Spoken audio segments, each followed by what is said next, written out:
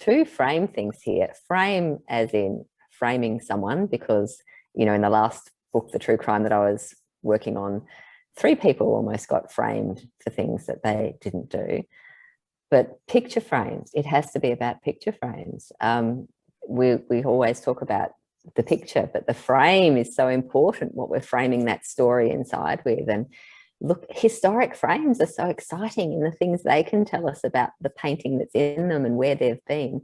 I get very excited about frames. People don't talk about frames, but there are auctions for frames. Oh, the frame auctions. So much to talk about frames. And I think we all know how lousy a picture can look in the wrong frame. And I think that's a really interesting thing too. We're always looking at what's in the middle, but sometimes what's in the middle can be made to seem other by what's around the outside. And that's a really interesting sort of thing for tying back into crime writing too. You know, those distractions that we don't actually realize we're noticing, but that we do notice. Frames. Oh, I could talk forever about frames. I could bore for the country about frames, quite frankly.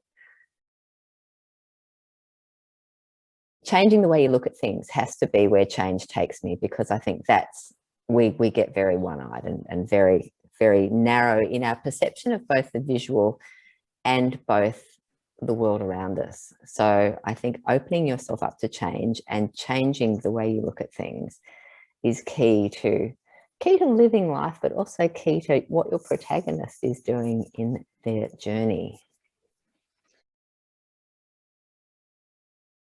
Maybe I could teach my dog to stand with all 4 feet on different objects, because that's a really nice thing to do for his core strength and balance, but it's not his favorite thing to do. So maybe I won't do that.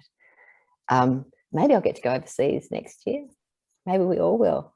Or maybe this is a really good opportunity to just keep seeing bits of Australia, because I have all these little corners, particularly of Victoria, that I have stories that I want to go and visit, because I have these little nuggets of story ideas in my head. So maybe that's my next project, is to take myself and the dogs on a road trip to some of these places to see if they live up to my mental picture, and then maybe I can flesh out those stories of those little Victorian towns. Crime is really interesting, because we always think about the big crimes, but crime can start really small. And I guess because of the protagonists that I write, art crime is always in my mind, and all those grubby little corners of the art world and all the different permutations of crime that they seem to be able to come up with. And, you know, just when you think you've seen all the dodges, there's a new dodge out there. And crime figures, because wow, aren't they fun to write and to read about? Just those shifty little people that you know are lurking in back streets and propping up corners and have their eyes darting left and right, but somehow tell you that little thing that you need to know to get going forward.